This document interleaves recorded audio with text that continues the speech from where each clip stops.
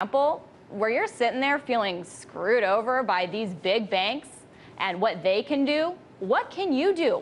Well, whether you're scared about the safety of your money or you're sick of it being used to allow big banks to take on more leverage and enable their risky speculation, well, let's talk about some alternatives. Ron Paul is here. I'm talking about Ronald D. Paul, Chairman and CEO of Eagle Bank, which is a community bank, and he has been in the business a long time, 25 years. He's here to spell out the benefits and also a lot of the challenges facing small banks. So first, thanks for being on the show. Thanks for having me. Absolutely. So as I told you before, I'm very excited to get your perspective running a small bank. First, is community banking an alternative for people who are either scared of having their money in these too big to fail institutions that speculate with it, or who are opposed to it? They don't want to deposit their money in a bank and allow that bank to take on more leverage to speculate. Is our community banks an alternative? Absolutely. Community bank, especially Eagle Bank, is your basic blocking and tackling type of banking. You make deposits and you get loans. We're very active in the community, so you'll know everything about the bank as a community bank, a good community bank is, and that's exactly one of the alternatives rather than banking with the big banks that you hear about derivatives. Most people don't understand what a derivative is, but then you find out that some of these banks have invested in this with your money. And that's just the contradiction in terms of what community banking is all about. Okay, so community banking, just vanilla banking. They take deposits, they make loans. It's as simple as that. None of these crazy speculative derivatives positions.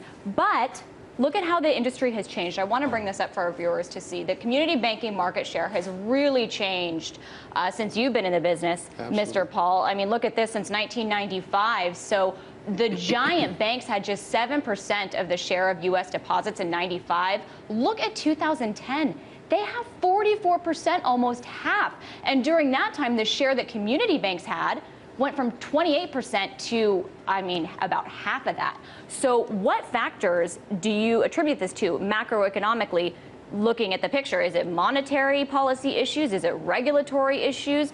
What would you pinpoint? It's all of the above. 91% of the banks in this country are $1 billion and smaller. And that 91% accounts for only 10% of the total assets of this country, as you were referring to before. So you see the total imbalance between the size of the banks versus the number of banks in this country. As an example, 60% of all the loans made of $1 million or less are being made by these $1 billion and less banks.